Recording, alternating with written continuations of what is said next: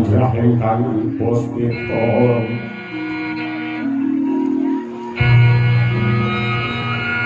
kasliring samiron ombre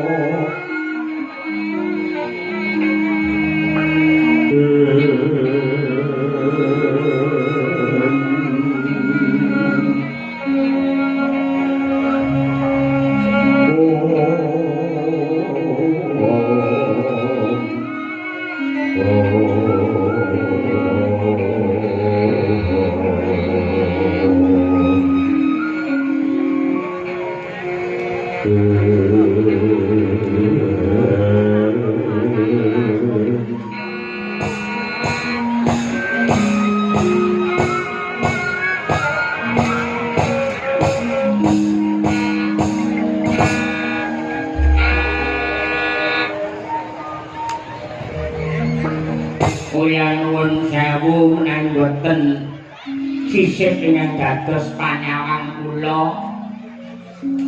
menika Gusti kula Harya Seta putra sinuwun Prabu Maksapati ingkang rawuh wonten ing dusun kula Pajagalan mriki. Nuwun sewu Gusti sarawuh paduka kula pun walakas ngaturaken sembah pangabekti marang tuan tuwa kunjuk Gusti Seta. Ya jagat ya dewa ya Bathara Kijaka walakas banget panarimaku ora liwat pangestuku mara dadi tanpa wana Kijaka walakas. Kawula ninggih kula tampi tangan kula kalih mugi amimbuhi dumateng kasantosan santosaning lair lan ugi santosaning batin. Harya Seta tansah memuji marang asane Hyang Agung nyuwun marang nugrahaning Bathara. Muga-muga Kijaka walakas nadyan wis mlalu ing yuswa tansah ginanjar seger kewarasan adoh saka suker sakit. Matur nuwun mugi-mugi pangestu paduka Raden Seta saged anumusi.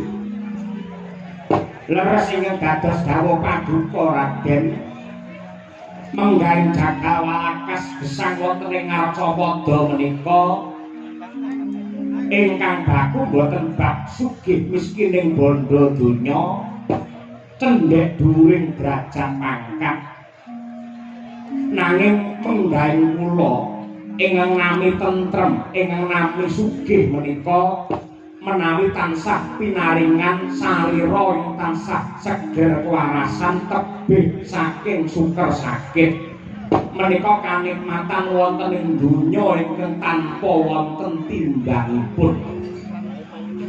Saniki monggo kula aturi menggalih menapa to pedahipun kasiluman derajat pangkat sing dhuwur bondo donya sawah amba sing jembar ning menawi badanipun tansah katimbrung ing lelara badanipun tansah dipun keroyok kaliyan penyakit banjur besok kapan tiyang kala wau ngrasakaken kanikmatan utawi kamulyan dados ukurane Jakawalakas urip teng donya niku lamun to awake tentrem niku paribasan pun munggah swarga tundha sanga.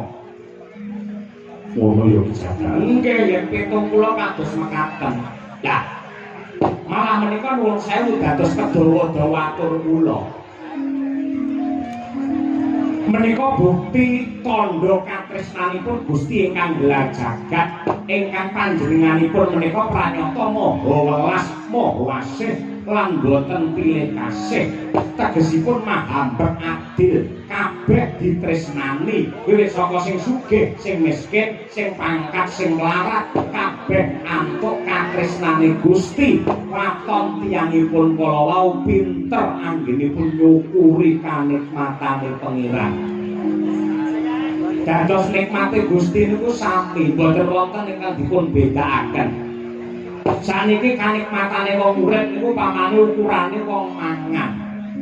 Lho ngapunten. Panganan teng mriki menika ingkang paling enak niku sate kambing utawi gulai. Wong sugih pengen mangan sate kambing. Janjane yang duwe duweke ya murah ning rawane tuku sebab napa duwe penyakit darah tinggi. Nadya to bandane pirang-pirang nyatane ora bisa nikmati wujudipun panganan ingkang eco. Sami kalian wong miskin kang jat kang rang kang min yunah yujah yuyem nika. Nadya to pengen mangan sate kambing janjane ora duwe penyakit apa-apa ning rawane tuku sebab lho, wong kene do ngaku dhewe. Mboten kok perkara ora duwe dhuwit. Wong niku yen uripe pas-pasan, mlebu metune dhuwit iku kudu diitung kanthi jlimet. Mongko sate niku regane udakara 30, munggahe 40.000. Kanggone wong sing uripe pas-pasan tinimbang dhuwit 40 nggih tuku sate mongko mung entuk sepiring, luwih becik nggih 6. Luwih becik nggih 6.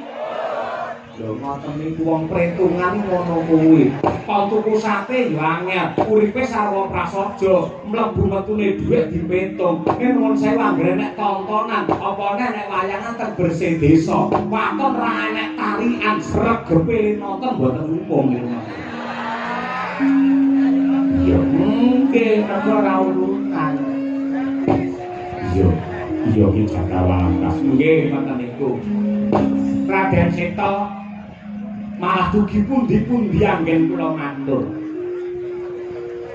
Kula kaget rasing manah kula ngatasipun paduka menika putra Narendra Wirata kok keraya-raya rawuh wonten ing pajagalan mriki. Yen pancen kula pun Jakawalakas anggadhahi dosa sarta kalpatan, monggo klatri paring pidana. Ewa dene menawi wonten bab ingkang badhe kababar bebasan nyidang rujaking Cepaluk cemengrungen daya-daya kepengin mrih jati ning gati kula nyuwun dawuh Raden. Kalau berlagune nglekas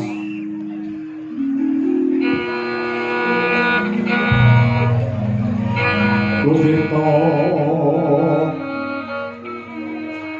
Rinoting itu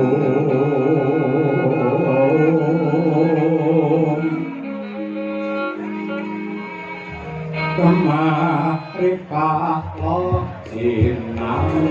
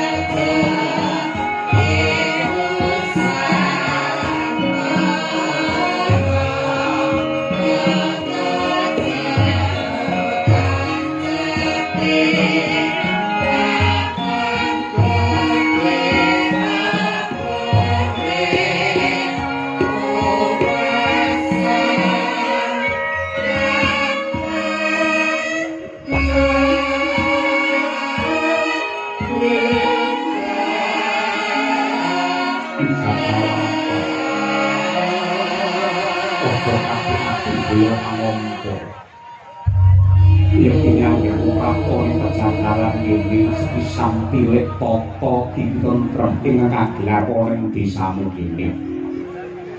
Aku percaya yen rega saka pintere Ki Jakawalakas anggene nata marang para kawula. Satemah anane mung ayom, ayem tentrem jenjem permanen. Matur nuwun Raden. Angka loro. Ripalungguhan iki negara Wirata nembe ketaman Gunjang Kancing. Liripun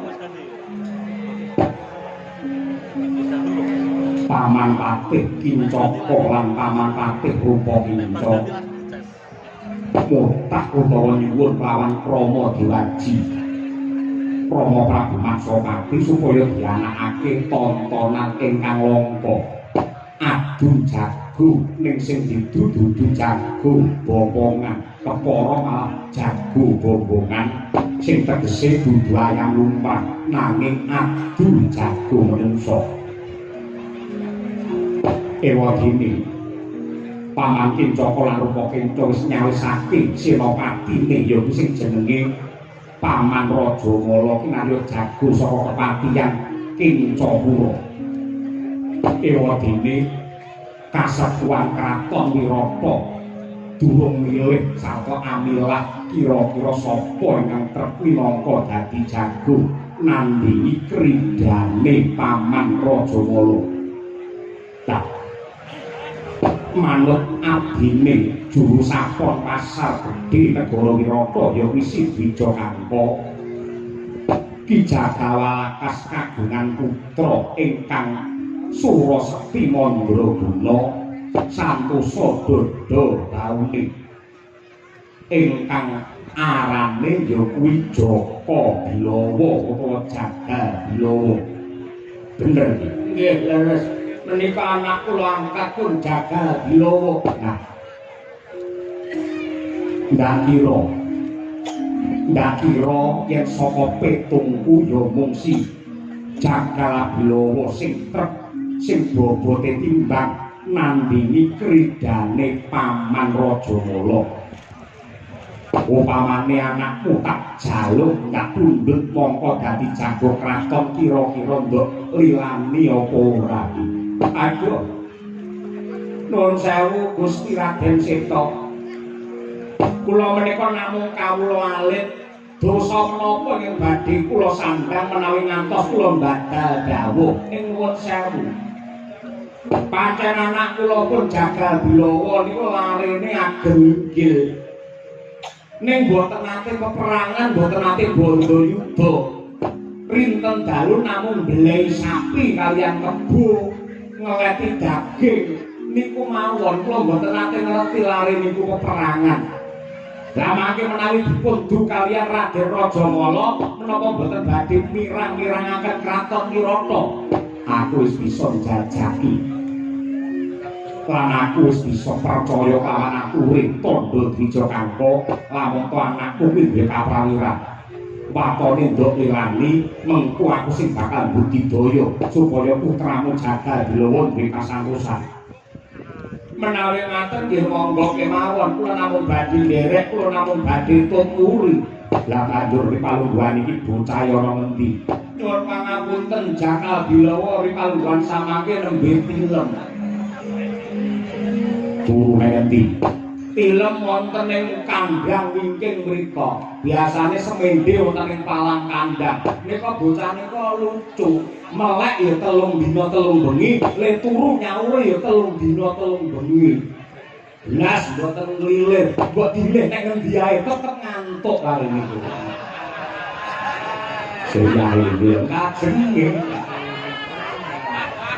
Lah mangke pamane peperangan sampak ngukul lek ngantuk malah nguci wani to Gusti Seta ora. upamane aku njaluk paliwak aku terno ana ing kandang aku pengen weruh kaya apa wujude jagal Bilawa kira-kira ndok lelani apa ora mrikane reget sanget ora dadi apa yen ndok lelani tak jangkah mrono monggo menawi kados mekaten Pramana kang koyo ngambrang kabeh karunaning kaswase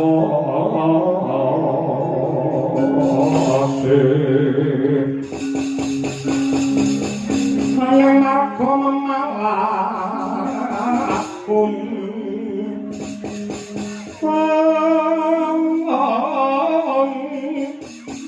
lang lalu pangulati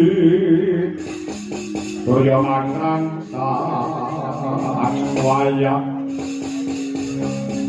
kumyos kamara ayam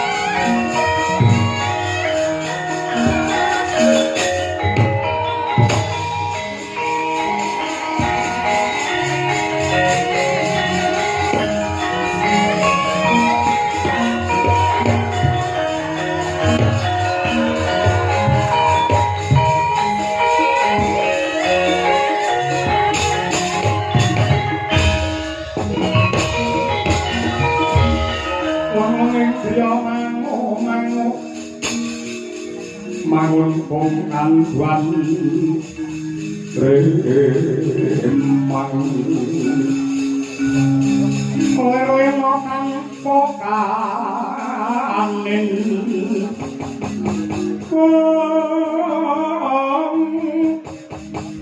yen kan tulus menggusang ya utama mangkono Sri Narendra Mudha wis nyalon anggraha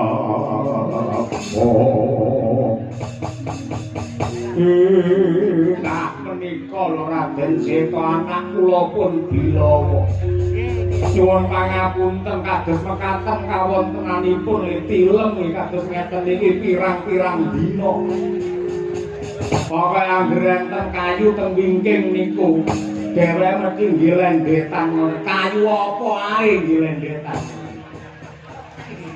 jagat ibu katon jagat mangestu angger pripun kula malah pekewet mboten sekeca jenengan anak ratu malah turut kandhang kok tletonge pirang-pirang ora dadi apa banjur carane buka anakmu iki piye kula mboten duwe cara Wong niki anggere kula gugah malah mboten obat babar pisan.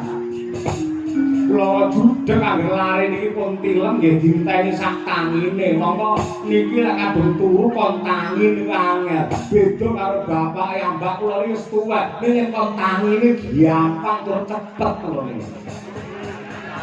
Kowe iki kana malah ra iso tangi ngene iki. Upamane tak gugahe piye? Ning nyuwun pangapunten tirang tilemi mboten duwe tata krama lek mangke nuwun sewu nganti kedupak wis dadi kewajibanku. Ana apa-apane dadi tanggung jawabe Arya Seta. Saestu mboten napa-napa ora apa-apa kowe kaliya wingi kira. Coba kaya lagu kaya anakku jagal dilo kata-kata tenan saestu nganti ati.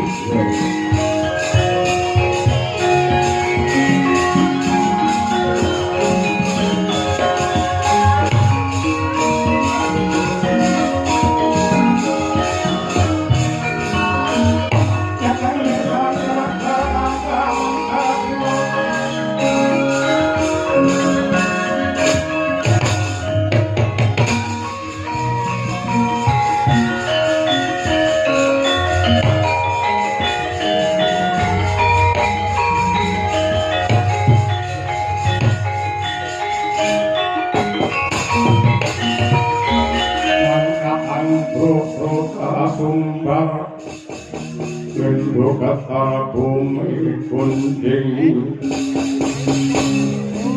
Kumaludo kuntorka Atto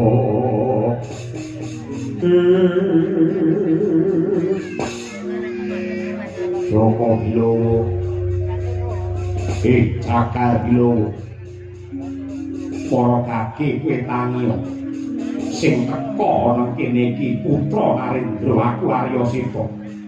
Ana bab wigati sing bakal tak kandhakake marang kowe mula tangi. Joko Bilowo tangi. Jaka Bilowo. Kon gedhe ado-ado saka kraton teko kene kok ditatu karo iki. Joko Bilowo. Tangi. Yen ra kena tak buka sarana alus apa enggal tak kasar apa piye kuwi.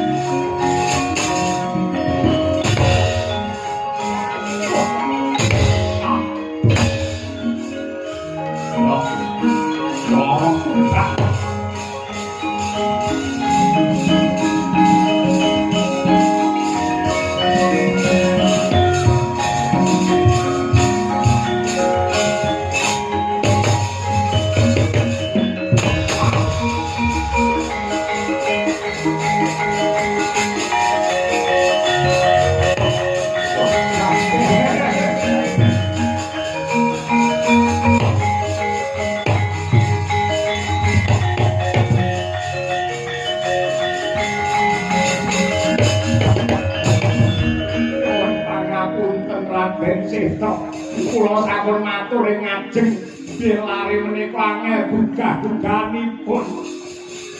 Kula bingung, kula nyuwun pangaksami Raden Seta. Ora dadi apa? Ya kanthi cara iki aku bisa nodi, bisa dadar sepira kaprawirane Joko Bilowo. Bocah iki atos dalunge ulet kulite. Sekti Mandraguna rasane kliwat ukur sami kalian nom-noman kula riyen. Kula riyen nalika tesih nem ngaten oh ganas sinden nem lontekke dhewe. Nek iki nun sewu sosis kula sampun layu. Banjur carane iki kepiye? Jane kula gadah cara ning menawi bab wigati mawon kula tindakaken kinarya mbukah dumateng Bilawa. Carane piye? Lare menika menawi dipun bubut ulu puhunipun menika mati jengkirat. Ulu puhun ki apa? Lha paduka wong kraton ulu puhun nek ora presa niku pripun? Lha kok kaya kurang ngerti. Ulu puhun niku ulu ingkang mapan wonten ing jempol sikil niku jenenge ulu puhun. Dadi ulu sak rambune awak niku enten jenenge dhewe-dhewe. Ning dhuwur mripat niki jenenge alis, ning dhuwur sirah jenenge rambut. Teng isor irung niki jenenge brengot, ngisor janggut niku jenenge jenggot, yen dodol niku jenenge simbar. Lan liya-liyane. Mandhap dugi ngisor nggih jempol sikil ulu puhun. Yen ngono bakal tak jubut ulu-ulune ning jenengan kedo ati-ati kedawas padha. Wong yen tangine kaget nonton niku sok-sok kaya wong setan. Aku ora peduli. Kowe nyingkir bubute ulu-ulune sing Bilawa.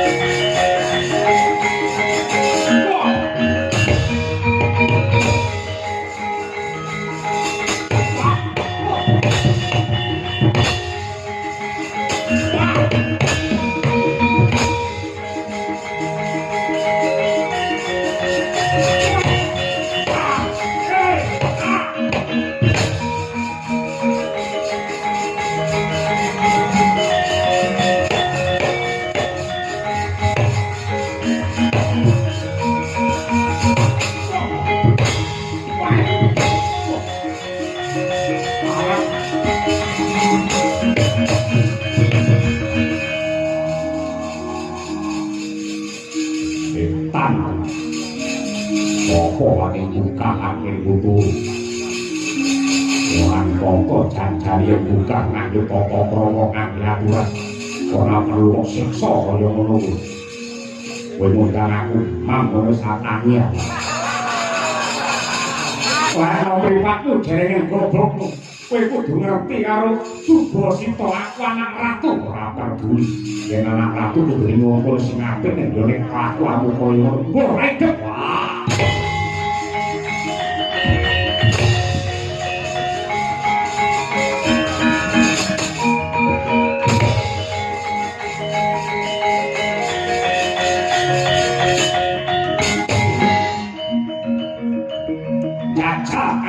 Bocah jakal.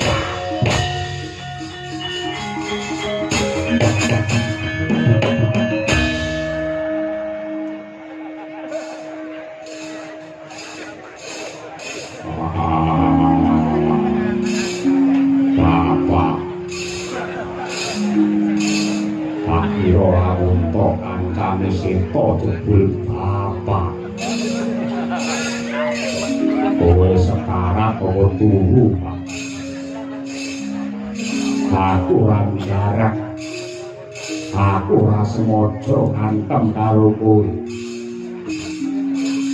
Kowe sing ukir jiwa ragaku sing glentah karo Bilawa, aku njaluk ngapura. Aku percaya kowe duwe kaprawiran, kowe duwe kasanto sanadyan kowe sepuh. Mula kang mangkono kowe tangiya, Pak. Bapak kowe tangiya. Bapak Walakas, kowe tangiya aja mati. Wah, singke ludo kae sapa? Endi?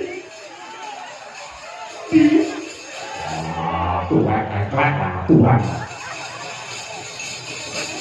Sing banget iki kowe kuwi. Kowe ora nyapa karo kahanan wong tuane dhewe, jroto sakayane. Aku njaluk ngapura ora sengaja. Sengaja karo rai rasane padha goblok. Iki ora rampungane Seta. Rampungi piye kok gedhe anak ratu. Yen pancen pedhoti yen pancen pejabat anak ratu kudune kena dicontoh kena dimaturaken. Mau-maune jagalan kene iki tentrem karo pituk bareng tekan sing jenenge Arya Seta malah geger gender kaya ngene. Ora jang kaya tak percaya sirahe lambemu jenenge sing ora-ora. Kae tujuane apik sediane iki becik. Rene iki janjanmu ndadak kekuatanmu mengko bakal dadi jago. Muni sing ora-ora wong kudu lalah. Wong kau ya kowe kuwi. Wani ya wani, kendel ya kendel ngangge petung ngangge aturan kok. Ora kaya ngono kuwi. Kowe wani ya kena, ngajar ya kena, ning sing wirang sing isin bapakmu ngono ora.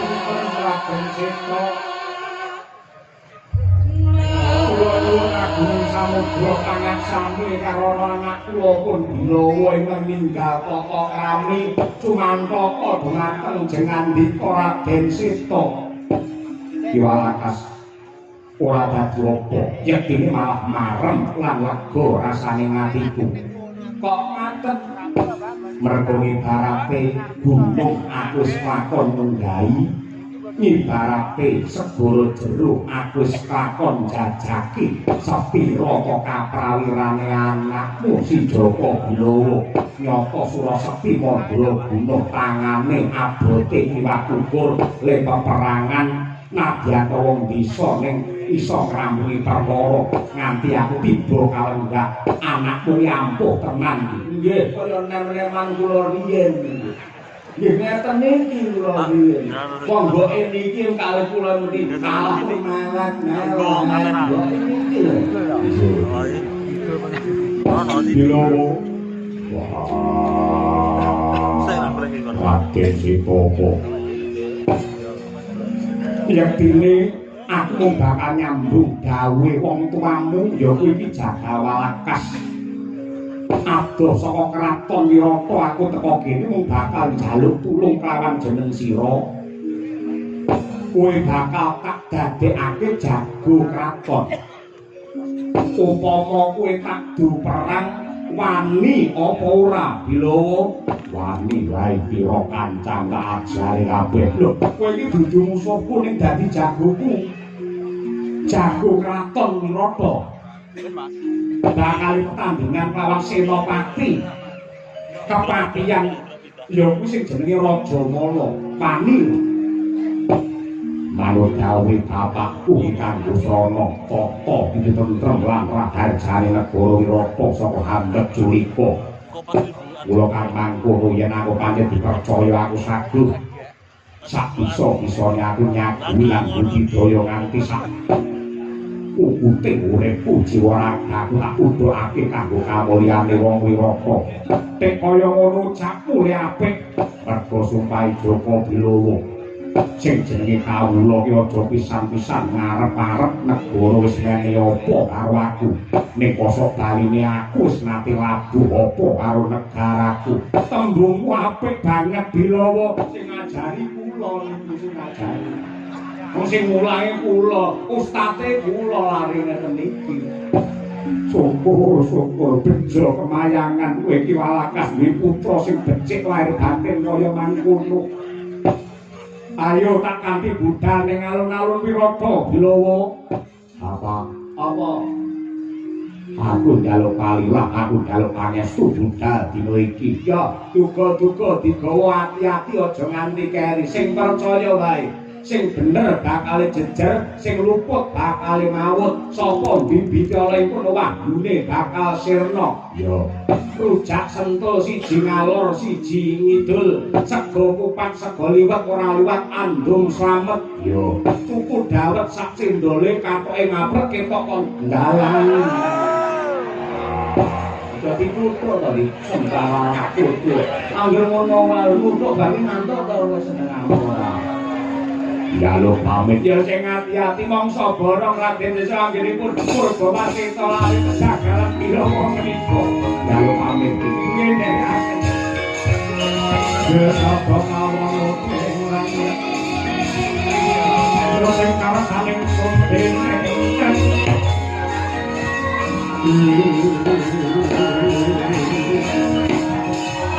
Sangat leyo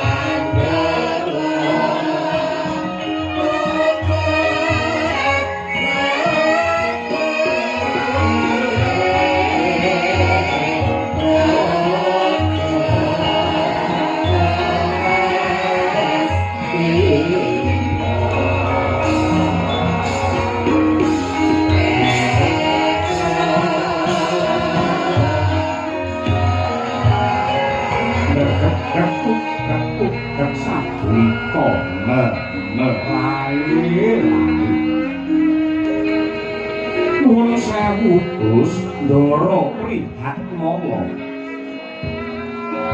Kula mboten maidha kaya apa abote sesanggan ingkang mangsanggan. Biyen sampeyan niku satriya kondhang lananging jagat rancuring Madyapada.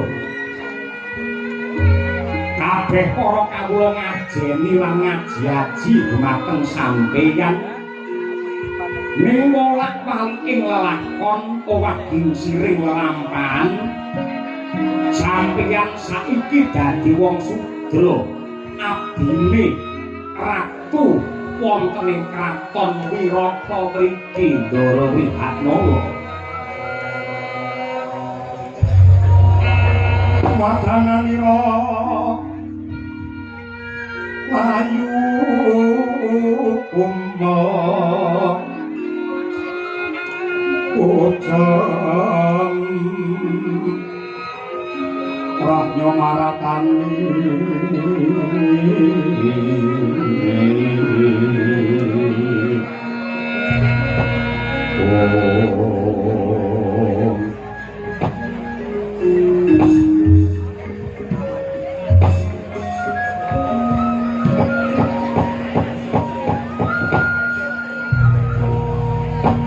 Kyai Semar, bener kang dadi dawuhmu.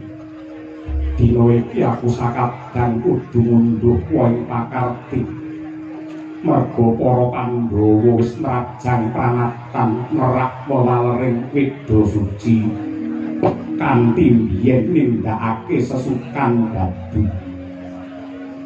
Cepa lamun para Pandhawa iki dadi punjering kanistan lan sumbering keluputan satemah ripalungguhan iki aku sakabdan nyangga dosa ingkang tumpuk matumpa-tumpa kakang. Nuwun sewu ngeten nggih, nyuwun pangapunten. Manungsa niku waton uripe isih dikancani karo nepsu. Manungsa niku waton uripe isih dikancani karo nepsu boten ketang sak menir mesti kadunungan dosa lan keluputan. Sasampunipun mekaten menungsa yen pengin apik kudu gelem mawas diri, kudu gelem dandani pakarti, banjur mertobat kanthi tumemen wonten ngarsanipun Gusti ingkang Maha Tresna. Lakon sing wis kelakon dadi kaca pengilon dene ingkang badhe teka ayo sing luwih waspada. Panandang sing mangsandang niki mboten badhe wonten gunanipun yen mangpenggalih kanthi rasa sedih. Nanging sampeyan kudu gumregah lan jumangkah supaya gesang sampeyan niku wonten wirata, wonten guna lan pedahe. Nanging Prihatmala iki mung dadi abdine Putri Wirata Dewi Utari ingkang gaweanku mung beksa karo ura-ura. Banjur apa sing kudu tak tindakake supaya uripku tumanja, Kyai? Nuwun sewu. Kabar ingkang sumebar rata warata mapan wonten ing negari Wirata. Alon-alon badhe wonten tetingalan ingkang langka nenggih adu jago menungsa. Dene kang badhe dipundhu nenggih jago saking kraton Wirata nenggih ingkang raka pun Jaka Bilawa tetandhingan kaliyan jago saking kepatihan Kencapura nenggih Senapati Raja Mala. Mongko kula sampun saged maca. Kula sampun saged maca bilih adu jago menika yektosipun sanggit rungsit reka daya sandiupaya ingkang dipun tindakaken dening Patih Kencaka anggenipun badhe ngrubuhaken kraton Wirata. Sampeyan urip niku wonten Wirata, mangan ngombe asile wong Wirata. Yen negaramu rubuh sampeyan kok mung mangku tangan kira-kira bener apa kleru? Lakmara sang Arjuna Yasmunira kamar Nusan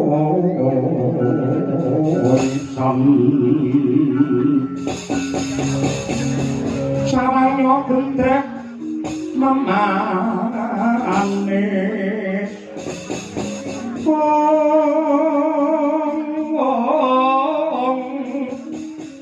liringe dikamanyan kengis sing ujwa bungas sing mulat leng-leng rangko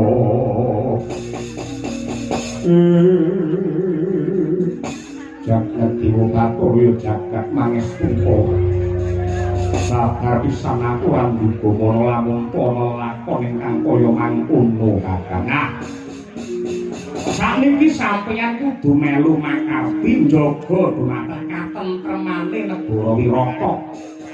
Kejawi saking menika kadangmu Bilawa badhe tanding kaliyan Raja Mala. Kula percaya kaliyan kadedayanipun Raja Mala. Nanging Raja Mala niku nadyanto sedina mati ping 7 paribasane menawi dipun cemplungaken wonten madyaning sendang ing naminipun Sendang Watari bakale bisa bali urip meneh. Tapi apa kaya mangkono ki karana kena daya sawape sendang merga Sendang Watari niku dumadi saking ibune Raja Mala nenggih Endang Watari. Mangke menawi rakamu Bilawa kapengkok ing Pancabaya kepepet ing yuda sampeyan yo kudu jumangkah lan makarti magita-gita melu ngrampungke perkara.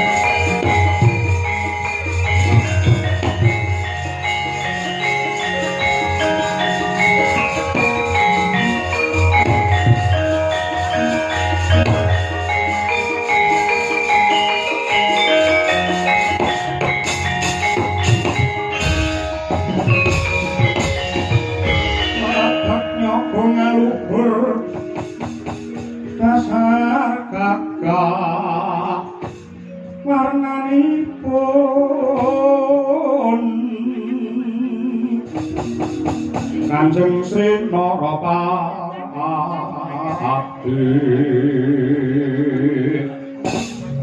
Raja kang Prabu Wontaputra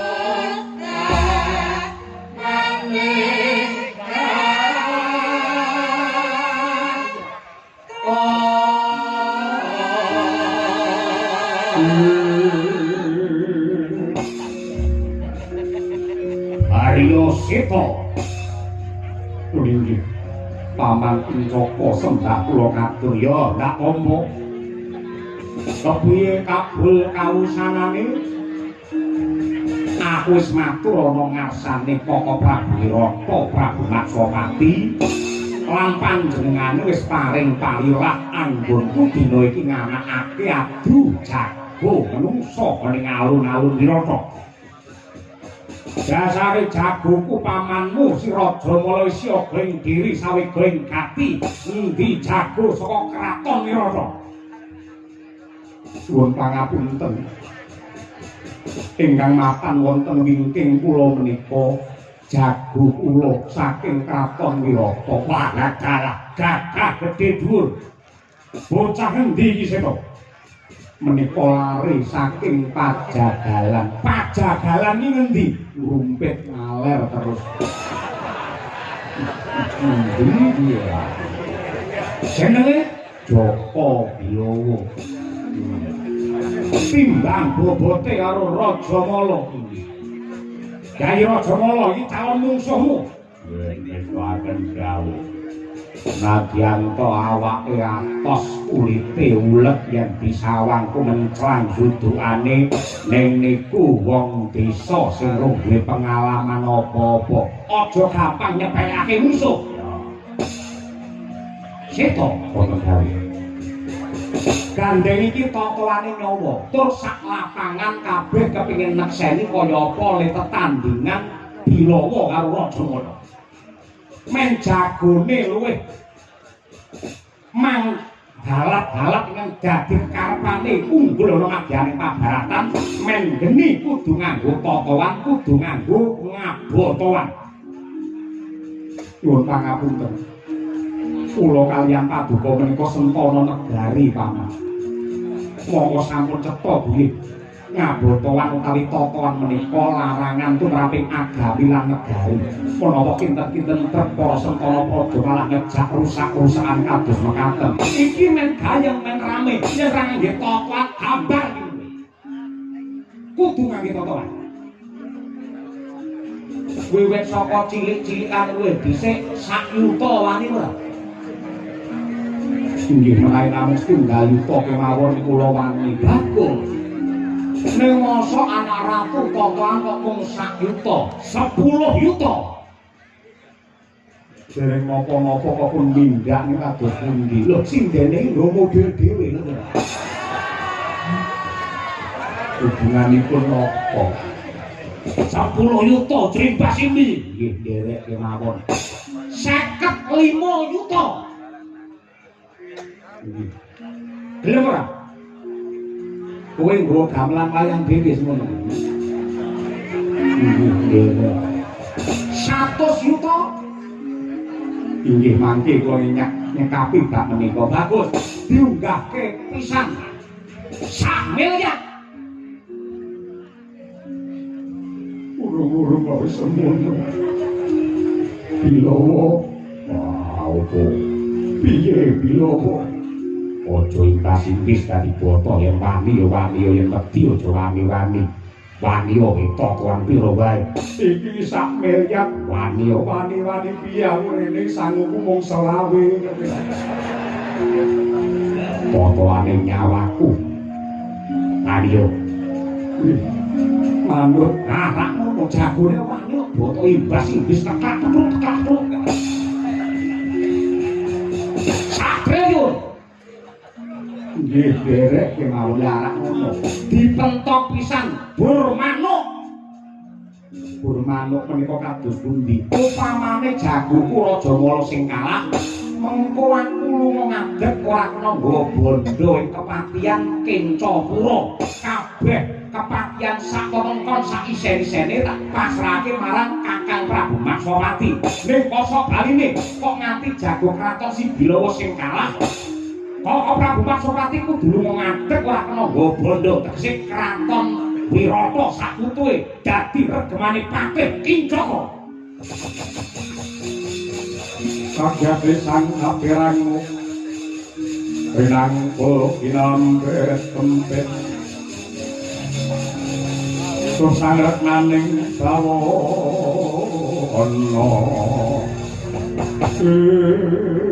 Aduh paman Samangke kula sampun saged anggagaken jebul wonten bab ingkang sinambi tumrap adu jago menika jengandika tegel tega mentala kaliyan Rama Dewaji ora sing bakul palungguhan iki wis ana golonging petung ana gagumakuke rembug pokokane bur manuk wong semene kabeh pengen nekseni kaya apa ora meneh adu jago kula enggal diwiwiti liyane jago mudhun saka panggung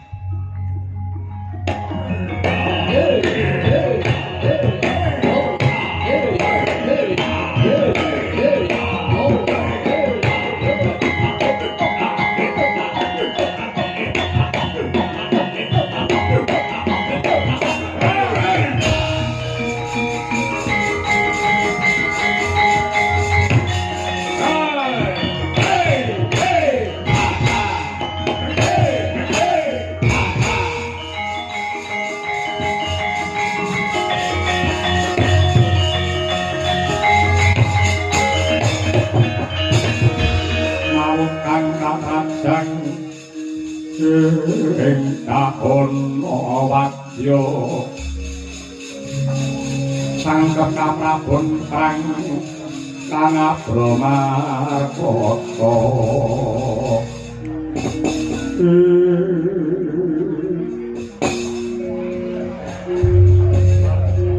bener kowe cah jagalan jenengmu Jaka Bilawa le pancen keporo napa lek nomripatmu jerenen gobokmu Senopati Wirata Raja Mala kowe tak kandhani kowe wong desa kuwi yen tanding karo aku ibarate kaya sulung mlebu geni kowe tanding karo aku tanpa beda kaya sulung mlebu geni untuk marani suntuk tanpa ana dayane apa-apa yen kowe wani perang tenan tak ibaratake kaya wedhus pucul ngadepi singa barok timun mungsuh duren timune kowe durene aku timun cebuan duren rasigan merapat guroni biatang kowe tanting karo aku tak ibaratake tomat mungsuh duren tomate kowe durene aku aja keceblukan kesinggol wae mecotok nyawamu yang sumbar wae gah kalah bisa ngalahke Raja Mala padha karo iso graji angin iso ngalahke Bilawa padha karo iso ngalahke Malaikat Jibril sumbar ya sumbar aja nyandak Malaikat Makrindi kita kowe iki mung wong desa gaweanmu mbleh sapi karo kebo yen kepepet mbleh kowe ayo gelem kowe manuta ngalah karo aku yen kowe engko ngalah kowe pengen duwe kelungguhan apa pangkat apa turuti laikan karo jabatan ora mendem karo kelungguhan. Tak wenehi dhuwit pirang miliar ngaranono. Ya berang apa? Yen dhuwit ora gelem, engko calone tak wenehi wong wedok sing ayu rupane. Ora butuh wedokan lho apa. Iki piye to iki? Ditawani wong wedok sing ayu tek ora gelem. Tek beda men karo wong Purwosari. Wong kene iki anggerane wong anyar ambi grudu. Lah wong wedok tek ora tertarik jabar bisa. Rasa kakek berkata kami maju be awan mundur. Wah, sugih kendel bondoani. Lekan golek momongan, bokuluk golek pasangan pangi tatal ndajel. Hibeng deng.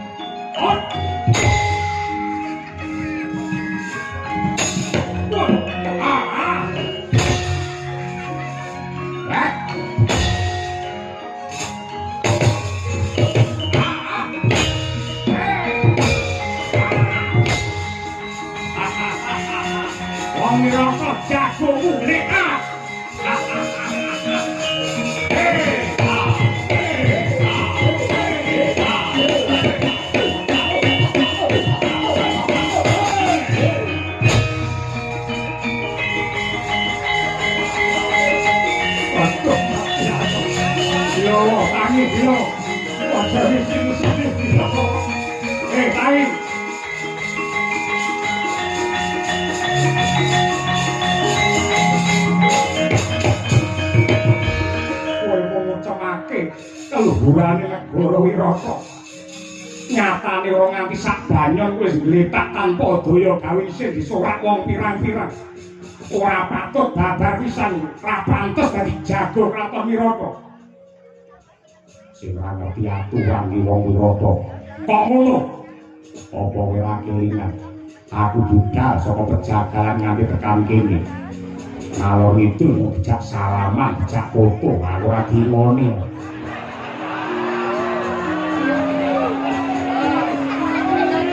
Bar magrib teko kene petuk karo lurahe 200 kae kaos putih ora soklat ora. Lah sing mangsate semono mbane sapa? Ora parek. Yen pancen kowe njaluk mangan ngaranono mangan apa? Aku cawesno sego 10 danan. Banjur lawe kebu cacahe 3, wedhuse cacahe 5, pipike 200. Kuwi panganane wong siji apa wong sak kampung. Yen gelem cepakno aku yo wis yo ra tansake.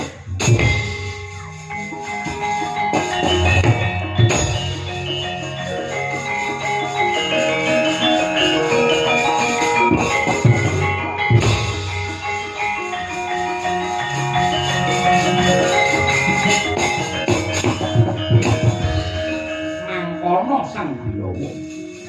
sawane 3 dina anggene turu parandene wungu saking Nendra tumuju marang Wirata wetenge potong gulune garing Gupi ana wujude dedaran ingkang jumbuh kaliyan pamintanira Daka Sang Bilawa entek gusis tanpa sisa mangkana saya mencorong kang dadi cahyane mangkat madyaning pabaratan candrane kaya banteng setanen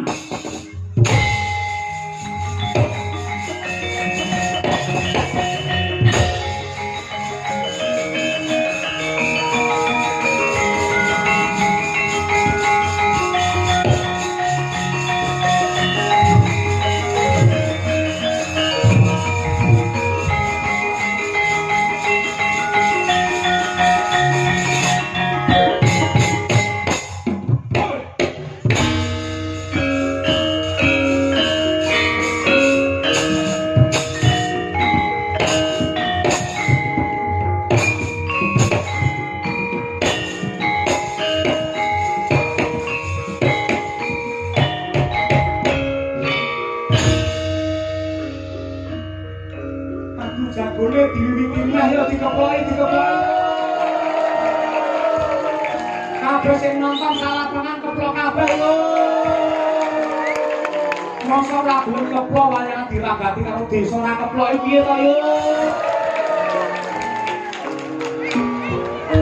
Popole Raja Mala kalah, Raja Mala mati, Raja Mala mati yo. Cangkem melu. Lho apa lho ngedonke wong. Oke muni ora lucu. Pak.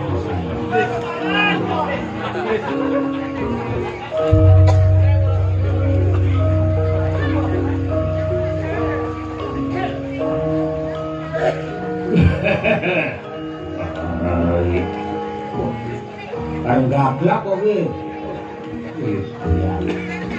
Yang nyawamu. Aduh.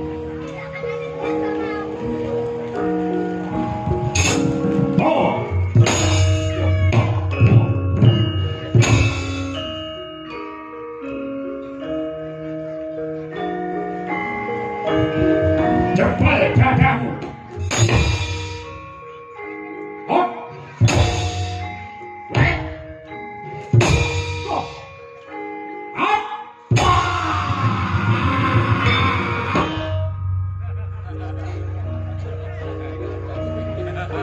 Oh. Hut. Ya. Ya.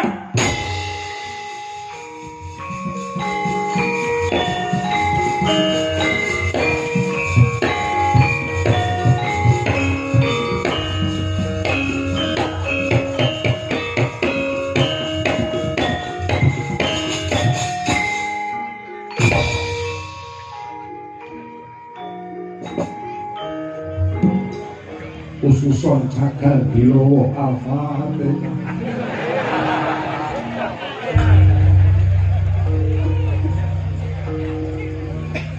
Lah, Mbah Prawira, mandhet Mbah. Raden Patih Dinjaka nimbali kula. Nggih. Sampeyan dukun kula. Sampeyan wong pinter sing wis tak blonjo kangge dhuwit pirang-pirang. Yen nganti jago kula Raja Mala kalah sampeyan sing kula tugel gulune. Mbah sinten jenengan? Jeneng kula niku akeh. Enten sing nyeluk kula Mbah Prawira, enten sing nyeluk kula Ira Pengil, enten ugi sing nyeluk kula Walit, enten ugi sing nyeluk kula menika Simbah Cekok Taruna. Cekok Taruna niku napa? Cekok Taruna, cekok niku jamu, taruna niku nom. Dadi ambak tuwek ngeten iki jamu kula sing den nom-nom niku. Wah, toto banget bisa. Sampeyan tak jagakne tenan.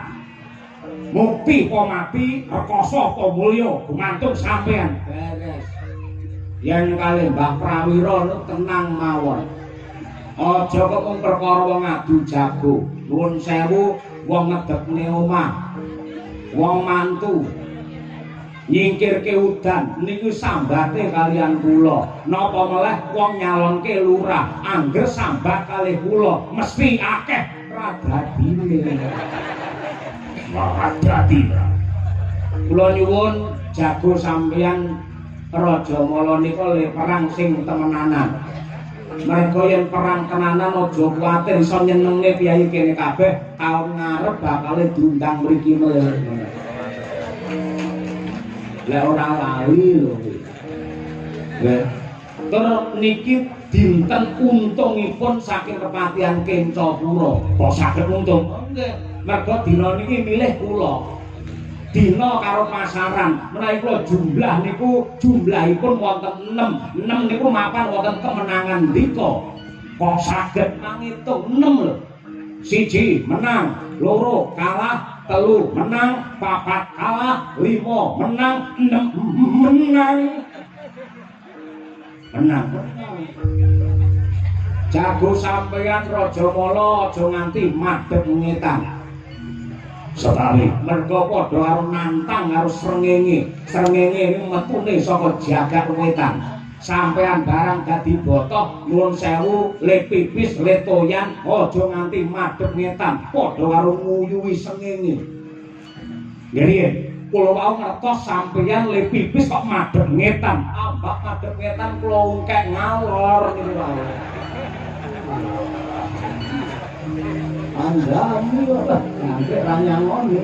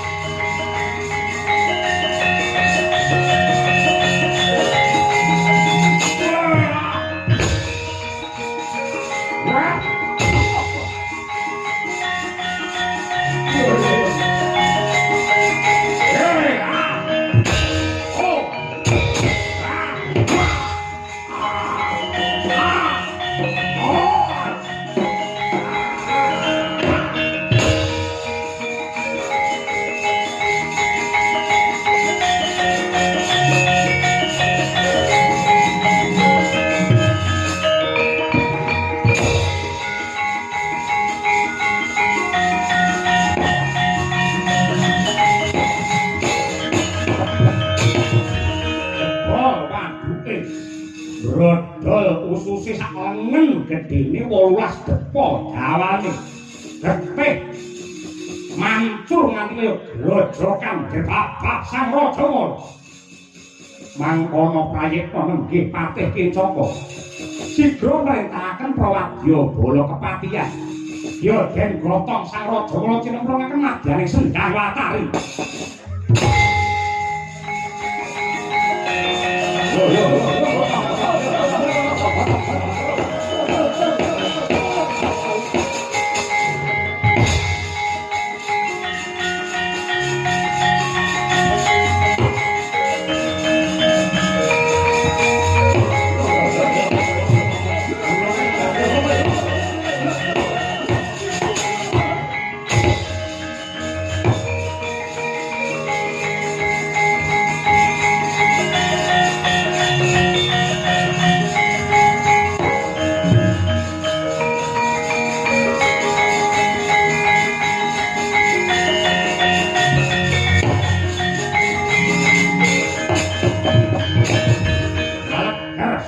Gawe giris mangkono ila ing kahanan daya kekuatane Sendang Watari karana iku sendang ingkang dumadi saking ibune Sang Raja Mala mula duwe daya kekuatan linangkung